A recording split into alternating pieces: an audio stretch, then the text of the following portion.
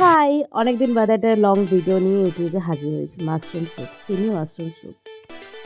আর এখানে আমি মাশরুম নিয়ে নিয়েছি, দেন মাশরুমের মধ্যে আটা ছড়িয়ে নিচ্ছি, বিকজ মাশরুমের মধ্যে প্রচণ্ড নোংরা থাকে, যে জল দিয়ে ধুলেও ভালো করে পরিষ্কার হয় না। এখানে ওপর দিয়ে শুকনো আটা ছড়িয়ে নিয়ে এটাকে ভালো করে রগড়ে রগড়ে নিয়ে দেন জলের মধ্যে ধুয়ে নিলেই মাশরুম ক্লিন হয়ে যায়। দেখো মাশরুমটা চকচক করছে। দেন মাশরুমটাকে আমি একটু রাফলি চপড করে নিচ্ছি। এরকম নর্মাল চপড করলেই হবে, বিকজ এটা পরে পেস্ট হবে। দেন এখানে আমি সরি, প্রচণ্ড ঠান্ডা লেগেছে, কথা বলতে ভীষণ প্রবলেম হচ্ছে, সো একটুখানি ইগনোর করো। এখানে আমি 2টো অনিয়ন চপড করে নিয়েছি ভালো করে।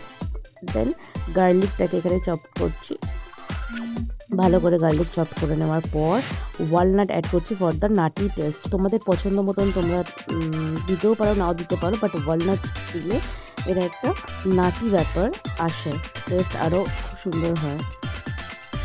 দেন কড়াতে আমি আমার বাটারটাকে গরম করে নিলাম।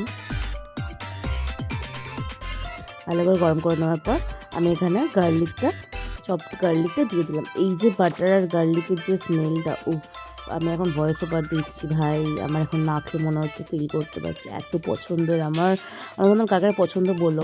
দেন এখানে চপড অনিয়নটা দিয়ে দিয়েছি, দিয়ে ভালো করে গার্লিক অনিয়ন বাটারের মধ্যে ভালো করে ব্রাউন কালার যতক্ষণ না হয় ততক্ষণ একটুখানি ভেজে নিয়েছি।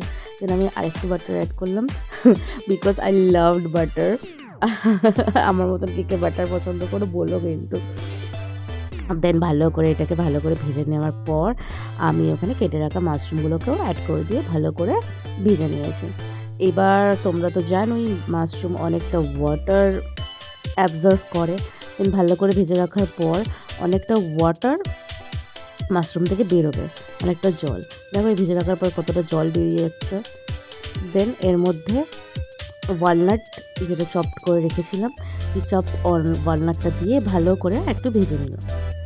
ভালো করে ভেজে নেওয়ার পর এটা যখন শুকনো শুকনো চলে এলো, তখন এর সাথে আমরা ময়দা অ্যাড করলাম। ময়দা অ্যাড করে, বেশি না, একটুখানি ময়দা অ্যাড করবে, বেশি ময়দা দিয়ে দিও না যেন।